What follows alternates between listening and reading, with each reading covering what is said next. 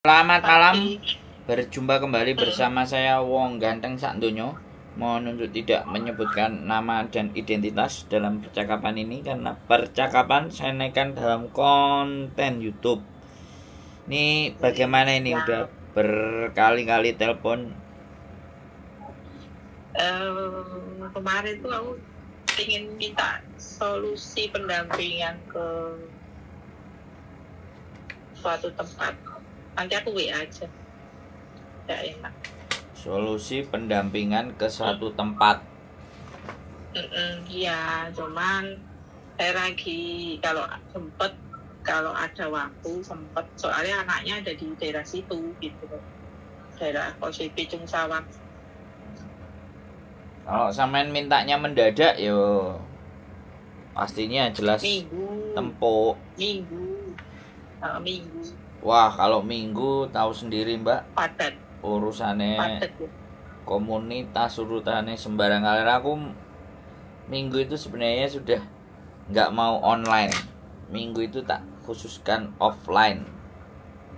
Iya, justru ini offline.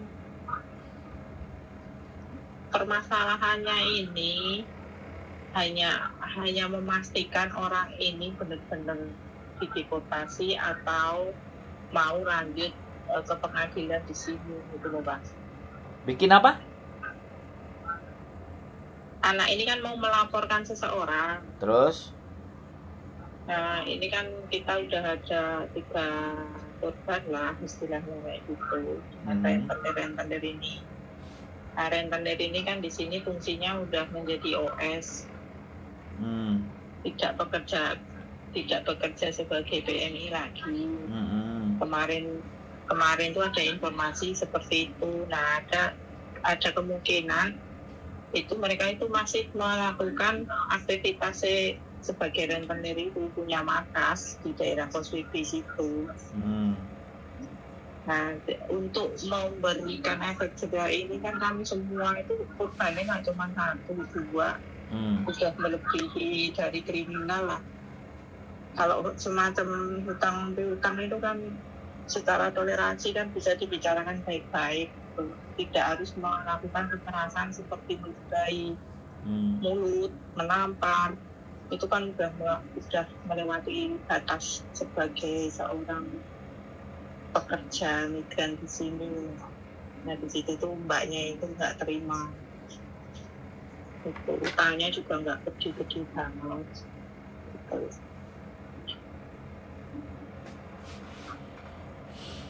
Terus? Ya, dia nggak bisa ngomong secara lancar bahasa kantonis, pengen melaporkan orang ini ke kantor polisi gitu. Aku punya ininya sih, punya bukti. Gitu. Nerornya itu bukan hanya neror dengan kata-kata. Kalau hanya kata-kata bisa dipaklumin. Tapi kalau udah meludahi dan menampar, udah menganiaya kan udah beda lagi kan. Dari situ itu dia itu komunikasi sama aku kemarin, gimana Mbak kayak gini. Ya sampean sebenarnya hutangnya nggak gede sih Mbak, kan 1 bulan gaji bisa bayar mau apa. Tapi dia itu entah kenapa nggak bayar, katanya gajinya ditahan sama majikan. Sebenarnya yang ceritanya aslinya seperti apa ya saya sendiri juga kurang tahu gitu.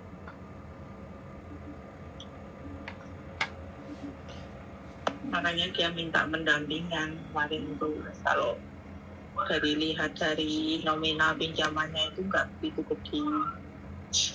Cuman yang menjadi masalahnya itu dia itu hanya pas penamparan dan diludahin itu aja sih.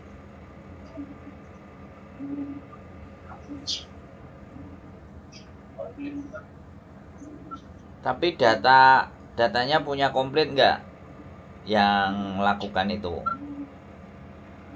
Data, maksudnya data komplit yang mana ini? Ya ibaratnya kan kalau dia ditampar sama rentenir, diludahin sama rentenir ya kan. otomatis. Ada video, ada urutannya, terus dia dipaksa suruh tanda tangan. Mbak, sebentar. Data kalau mau melaporkan itu kan pasti nama, alamat, KTP. Itu si rentenir sudah sampean pegang datanya apa enggak gitu loh.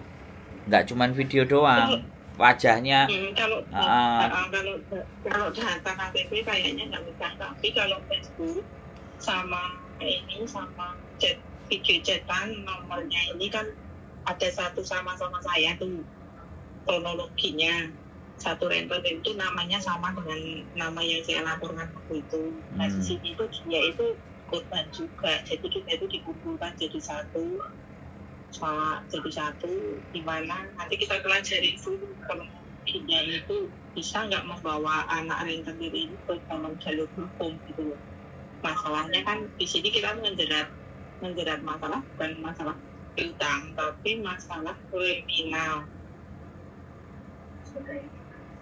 Paham? Loh, iya, maksud saya itu kalau data cuman Facebook, nggak ada KTP-nya. Ya sama saya udah bisa Kak, saya udah laporan, diterima di mana? Ditangkap kemarin, udah diterima sama kantor kepolisian, udah diterima laporan saya, udah diusut. Dia itu dikasih peringatan di luar, tahanan luar, tapi dijanji waktu itu saya dibilangin hanya sebagai peringatan baik, tidak bisa dibawa ke pengadilan karena kasusnya utang piutang. Selama saya belum bisa mengembalikan uang itu ya pidananya hanya peringatan. Anak ini sekarang pidananya pidana luar sebagai peringatan. Nah ini anak ini, kasus ini sama seperti saya ditekan, tapi parahnya dia ini diludahi, ditampar. Kalau saya kan enggak, cuma diambil HP-nya, direbut HP-nya, HP majikan saya yang dibawa kabur itu saya enggak terima. Kalau yang anak ini kan diludahi, ditampar, dipaksa. Terus yang satunya ini kan ditampar juga, terus dia ditekan sampai bunganya per bulan itu sampai lebih dari hanya bayar bunga, terus kayak gitu belum bisa ngambil pokoknya itu udah berkembang dari awal kali itu jadi 8.000 jadi sekarang itu 12.000 ke 15.000 gitu.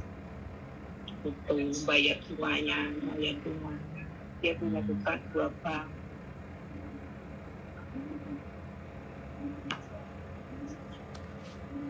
Berarti kan udah masuk toh? Udah kasusnya udah masuk kan berarti kan?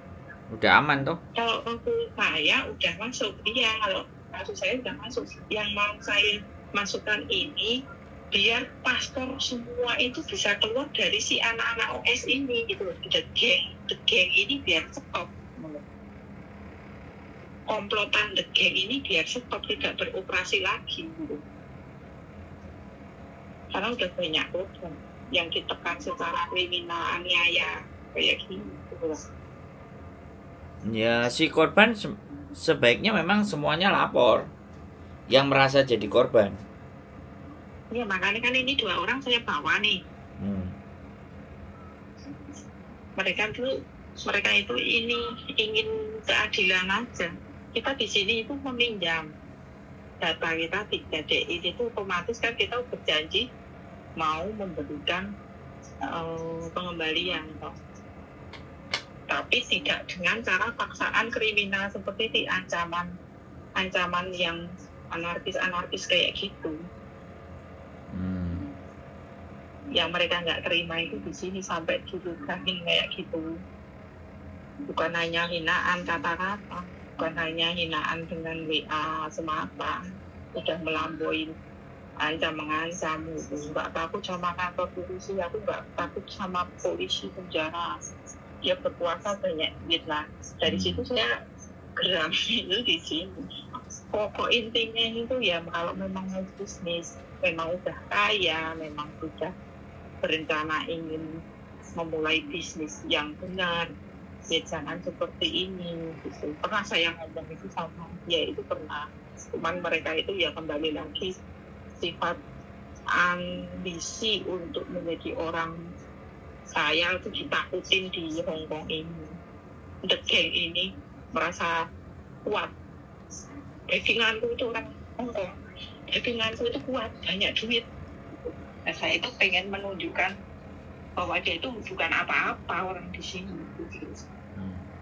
Menunjukkan ke semuanya yang dokumennya itu ada di sana, yang ada di bawah tekanan dia itu, biar semua orang itu yang meminjam sama dia itu melek. Jangan lagi menggadaikan sesuatu yang sama orang nggak jelas ini, misalnya mau meminjam ya dengan bank yang resmi atau yang apa, tahu jauhlah dengan sebisanya yang kita punya. Jadi tidak memberikan hal yang gampang kayak ini kan, kayak Mbak yang mau lapor ini kan awalnya yang gampang kayak ceritanya pinjam duit hanya sedikit 2.000, nah nambah lagi ternyata bunga berbunga gitu, sampai ditekan. Kronologinya itu seperti sesuatu yang sebenarnya itu solusinya itu mudah, udah bayar 1 bulan gaji selesai, tapi mbaknya itu entah kenapa nggak diambil itu loh, itu kan cuma gaji sebulan, sampai ada pengancaman macam sini. Nah saya tanyain sama Kak Yajisan gimana ini, saya bilang itu Mbak nggak bisa ini mendampingin saya, belum tentu bisa. Coba saya minta bantuan Kak Sandro, kalau bisa nanti suatu hari atau minggu atau kapan, kalau bisa ya kita sini aja dikonfirmasikan atau begitu.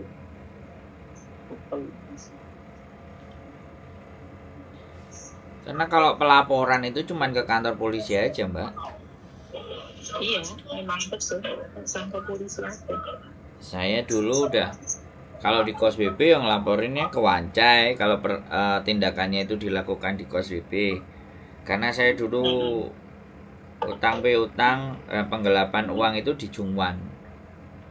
Saya nganterin ke kantor polisi di Jungwan. Ya di situ akan berkali-kali dia harus datang lagi untuk menindaklanjuti proses tersebut. Tapi ya nggak apa-apa. Yang penting itu kan data. Yang penting itu data KTP yang dilaporkan itu ada. Yang penting itu. Karena waktu saya ngelaporin itu posisi anaknya di Indonesia.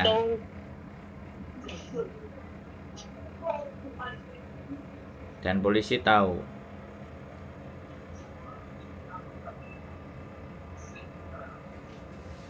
Begitu ceritanya. Ya, berarti beda cerita, beda masalah, beda cerita. Tapi kalau prosedur pelaporan itu sama aja kok, Mbak. Lapor ke polisi. Udah, habis itu ditanggepi. Nanti berapa minggu lagi lapor, terfollow up. Kan seperti itu aja. Nanti dicari. Kalau tidak ada yang dilaporkan itu tidak ada identitasnya, nah di situ yang harus dicari dulu. Identitas yang dilaporkan. Seperti itu ceritanya.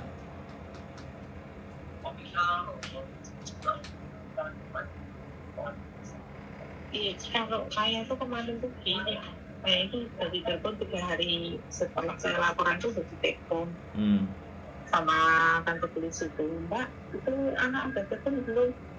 Nah, kebetulan kan saya nggak megang nomor telepon dia, Mbak, karena HP saya udah ganti sama nomor-nomornya kan ganti semua. Gitu. Saya jawab nggak ada telepon ke saya, gitu. Tapi saya sampai sekarang saya memang nggak di kantor polisi lagi, dan anak itu sudah nggak nyari saya. Terus perkembangan kasusnya? Perkembangan kasusnya itu saya dengar itu anak itu udah mau dideportasi. Berarti dia masuk. Masuk dalam ini, masuk. Nah, yang menjadikan aku heran itu, dia itu udah jadi tahanan luar, tapi masih melakukan kriminalitas ini loh, kriminalitas, dia tidak berhenti. dengan adanya peringatan dari kantor polisi itu malah merajalela. Ya dilaporin lagi no. Nah makanya hari ini kan saya mau minta pendampingan Kak Sandro yang pintar ngomong, maksudnya yang bisa bahasa sini gitu. Saya cerita. Soalnya gini Mbak, pada saat kalau sampean yang lapor kemudian aku bantuin ngomong, ya kan, itu mereka punya translator sendiri.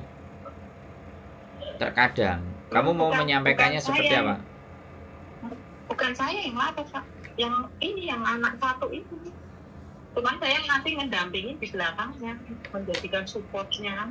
Loh, lah ya sudah ada sampean yang sudah ada sampean yang sudah pernah ngelaporin kan lebih gampang tuh. Kan seharusnya tidak perlu saya lagi tuh, bener nggak? Bener nggak? Itu laporannya ini kan kejadiannya di Cungsawan di situ, berarti laporannya ke Wancai. Enggak, kalau kejadiannya di Cungsawan ya dilaporkan di Cungsawan. Tapi kalau kejadiannya di Kos WB ya yang paling dekat kantor polisi di Kos WB mana ya Wancai. Polisi head office itu. Jadi di mana kejadian itu terjadi, nah di situnya dilaporkan. Nah, pada saat melaporkan kita harus punya data secara lengkap dianya, identitasnya, namanya dia. Seperti itu supaya polisi tidak kesulitan mencarinya. Saya kemarin saya nganterin anak berkasus ya kan. Nah ternyata dia belum pegang yang minjem duitnya gitu loh, atau yang bawa duitnya. Ya saya suruh cari dulu, cari yang lengkap dulu alamatnya dia, baru bisa dilaporkan. Kalau kita melaporkan, nah untuk urusan utang piutang ini memang Hongkong ini agak sedikit nggak bisa karena urusannya bukan ke polisi kalau utang piutang. Iya tertutup. Urusan perdata. Tapi kalau urusannya tadi mukul, meludahin, nah itu kan fisik tuh. Nah di situ masuknya melakukan kekerasan fisik. Nah itu masuk pasalnya polisi. Iya makanya yang mau saya bahas itu kan di sini itu bukan soal tampilnya, tetapi udah menghina, menjadi menampar itu nggak cuma 1-2 orang, dan dia merasa puas di videoin. Itu yang video itu kebetulan gengnya itu sendiri itu dikirim ke mbaknya yang menjadi korban ini agar memberikan ini loh aku kekuatan aku, ini loh kekuatan aku tuh ditakutin banyak orang, sangat percaya diri bahwa dia itu backingannya, kamu jangan main sama saya kayak gitu. Backingannya ini, backingan saya itu saya nggak takut sama polisi, saya udah diizinkan sama polisi tinggal di luar. Setahu saya sih itu karena saya laporan dari saya itu dia bisa menjadi OS gitu, tahanan luar kayak gitu. Cuman dia nggak nyadari sebuah peringatan dia masih diberi waktu, dia tidak sadar itu, dia tidak menyadari peringatan dari polisi itu, bahwa polisi ini memberi waktu untuk hanya sebagai peringatan. Kalau mengulangin lagi berarti kan udah beda lagi kan. Nah yang mau saya selamatkan kan dokumen-dokumen anak-anak ini, anak-anak yang menjadikan mangsanya dia ini. Ada banyak itu di sana, itu sekitar ada 100 paspor lebih. Kan kasus itu seperti kasus di Yamate sama Jordan waktu itu. Yamate. Ya, Yamate sama Jordan itu ada satu tempat digerebek sama polisi. Ya ditangkap orangnya, orang Hongkong. Iya. Nah makanya kalau kalau pelaporan itu cuma 1 atau 2, kalau pelaporannya banyak, nah saya ada nomornya polisi. Ya, jadi ya itu ini kan kita ada sebenarnya itu ada banyak, cuma yang baru saya kumpulkan itu 3 orang ini. Ada banyak, cuma mereka masih masih menjaga diri, takut nggak mau yang 2 orang ini mau, yang lainnya belum mau. Mungkin kalau bisa ini ya mereka step up. Kalau bisa semua ke kantor polisi, semua menyampaikan kronologis yang sama. Sebenarnya menahan dokumen juga, ya kan, menahan dokumen dalam kasus hutang piutang itu juga sebenarnya salah. Jadi yang kena bukan hanya rentenirnya. Sebenarnya yang bisa kena itu juga si yang minjem juga. Makanya di situ yang agak sedikit kita mesti pikirkan. Tapi kalau tadi cuman kekerasan, dia mukul ya bilang aja dia mukul saya. Ya kenapa kok dia mukul saya? Karena saya punya utang nggak bayar. Nggak apa-apa, sampaikan aja. Kan nggak boleh nagih dengan cara kekerasan. Nah tapi kalau yang cuman utang piutang, nah kayak gitu, terus kita juga ngelaporin dia, ya kita juga sendiri yang kena sebenarnya. Ya, karena berkasus di Hong Kong itu tidak semudah kayak ketika kita di Indonesia. Berkasus di Hong Kong itu mungkin kita dikembalikan kerja, nanti hari apa datang lagi laporan ke polisi, kerja lagi laporan ke polisi, jadi tidak ditahan kayak di Indonesia. Iya, hanya apel, istilahnya apel.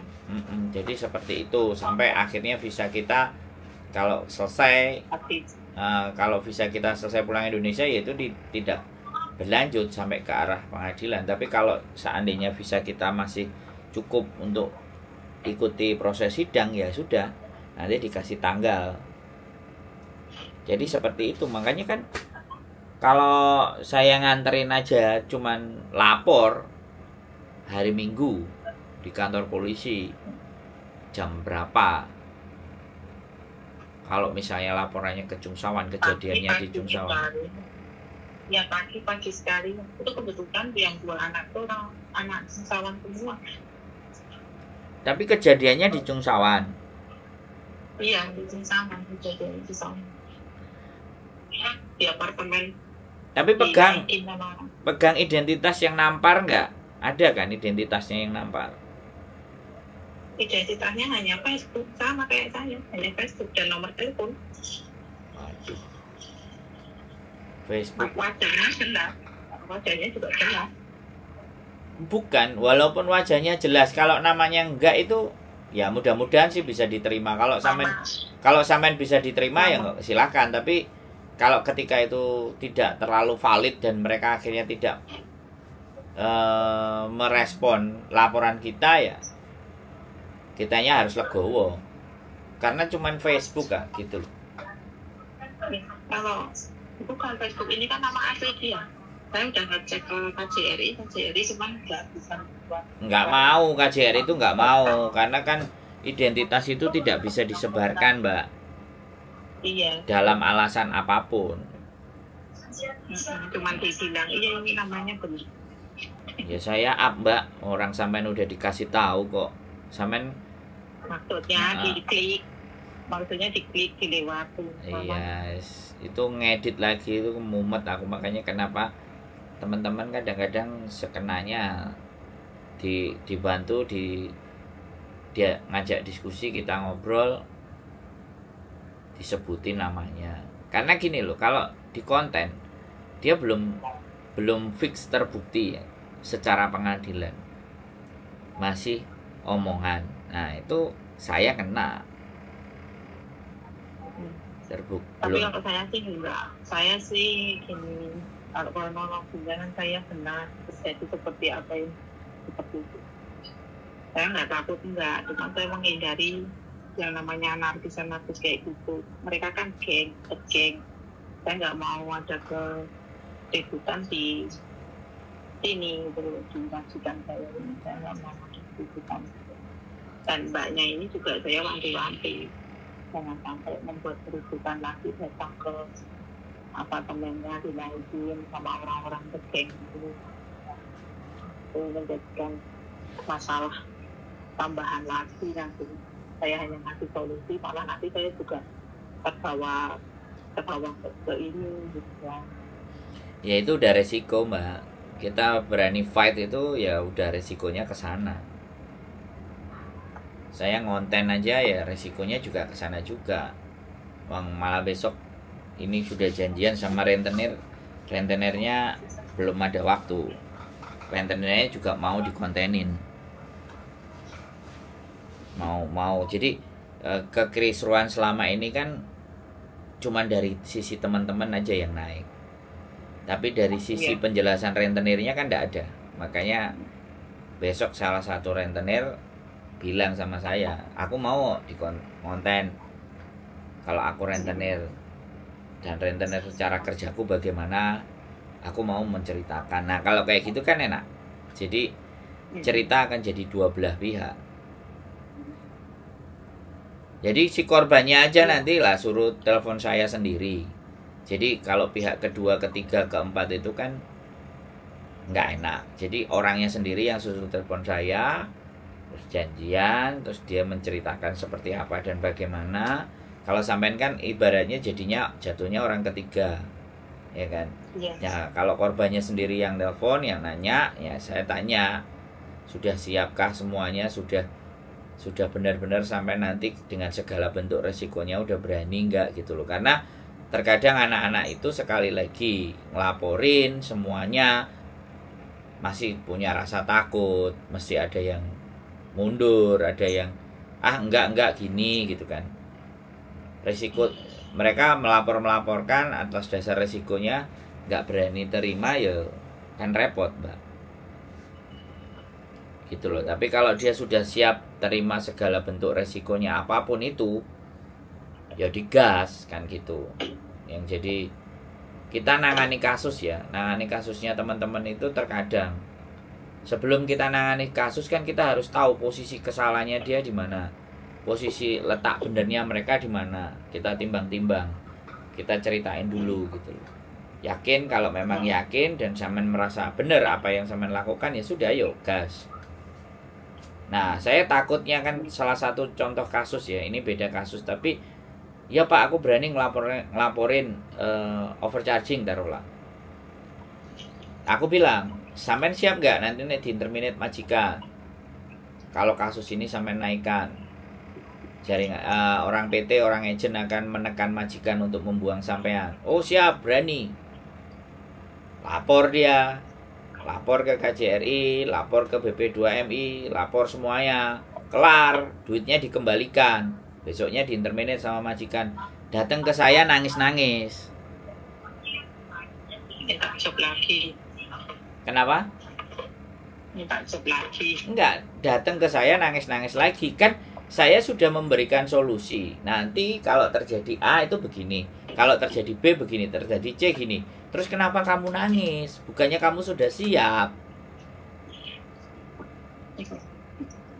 Jadi ketika kita mau bantu, ya kan, sudah kita bantu, sudah jalan, sudah masuk, sudah kelar, sudah apa yang dia inginkan tercapai, tapi dia diinterminate, terus nangis. Terus aku harus bagaimana? Nek kamu nangis, berarti kamu tidak benar-benar siap. Gitu. Ini terjadi loh, Mbak. Nah, saya kasus yang menggelapkan uang, terus laporannya komplit, transferannya juga komplit. Sampai detik ini saya nganterin laporan ke kantor polisi Jungwan. Tapi sampai detik ini saya tidak dikonfirmasi dan diinfokan sampai sejauh mana. Dibiarkan, ya sudah. Jadi kayak gitu loh. Jadi kadang kita itu ya setidaknya bukan aku iki kudu bukan aku iki laporan nang aku bukan orang bagian yang penting. Tapi giliran bermasalah nelpon. Giliran masalahnya udah kelar atau masih ongoing proses atau apapun, itu menyampaikan kan enggan. Buat apa? Nggak penting ngubungi Sandro, nggak bisa bantu. Jadi kesan seolah-olah saya itu digawe nek dhek pas wedi tok. Ya. Itu yang nah, jadi dia mengadu, hanya mengadukan. Gitu loh, maksud saya tuh kayak gitu loh. Ini yang sering terjadi kayak gitu. Itu yang saya sebut sebagai play victim. Dan saya tidak berasa. Ya sudah, wis aku ngenterno dhek bingung, bla bla bla bla bla, ya wis. Terhadap perkembangan kasusnya mereka nggak cerita, ya aku anggap kalau nggak nyari saya berarti baik-baik saja, wis. Saya berpositif. Selama aku nganterin dia masalah, terus ternyata dia nggak ngubungi aku lagi, aku anggap persoalannya dia kelar. Iya, kalau dari saya sendiri itu sebetulnya menunggu itikadnya sama-sama sih. Saya juga waktu itu kan saya ditambayunin sampai bulan Januari. Saya udah siapin ininya, itu udah saya siapin, dan nanti saya minta di KJRI secara baik-baik gimana mau menyerahkan dokumen, saya ada uang sekian, mau diterima apa enggak, bukan. Saya bisa jawab laporan saya kalau memang semua udah damai, baik-baik lagi, nggak ada masalah aku sama si renter ini gitu kan. Karena kesalahan mutlak memang ada di saya karena nggak bisa membayar bunga kayak kerugian kayak gitu kan, ya tekanan yang nggak seharusnya masuk di masalah dimasukkan ke masalah. Jadi saya ada yang tidak terima dengan keadaan itu, akhirnya terjadi seperti ini. Itu aku tunggu dari dianya juga nggak ada konfirmasi, nggak ada apa ya. Mungkin Januari atau Desember ini saya ke sana dan nyiapin, malah nambah anak-anak ini datang masuk, ya udah sekalian aja juga dibarengin ketabayun loh seperti itu ya. Tapi mereka juga ada yang tidak terima yang mereka alami. Akhirnya inisiatifnya, kamu terima nggak terima gituin, kalau nggak terima ya udah ayo lapor polisi gitu. Tapi minta pendampingan, kalau pendampingan daerah Sawan saya kurang paham itu Pak, nanti minggu bisa hadir apa enggak, minta saran dulu. Tapi ya kalau Cung Sawan kantor polisinya di Samsipo, deket Samsipo di pojok itu. Malah di Samsipo. Iya. Kalau di Cung Sawan sendiri pos polisinya aku belum tahu, tapi kalau paling deket ya Samsipo. Samsipo aku pernah bikin laporan di Samsipo. Oke deh, besok coba saya konfirmasi ke Samsipo, mbaknya bisa datang ke sana enggak? Enggak, mbaknya suruh telepon saya dulu. Kalau mintanya diantar, kalau saya suruh nemenin. Oh gitu. Iya dong. Kalau ngomongnya dari sampean kan yo nggak masuk, mending dia nelpon saya. Jadi saya langsung yang bersangkutan. Jangan orang ketiga. Jadi jadi dibiasakan langsung korbannya yang ngomong. Saya orangnya kan dari semuanya cerita kan orangnya dulu. Kalau orang yang ketiganya cerita, aku bilang aku nggak berani jawab ABCD. Suruh orangnya langsung telepon ke saya. Jadi kan enak.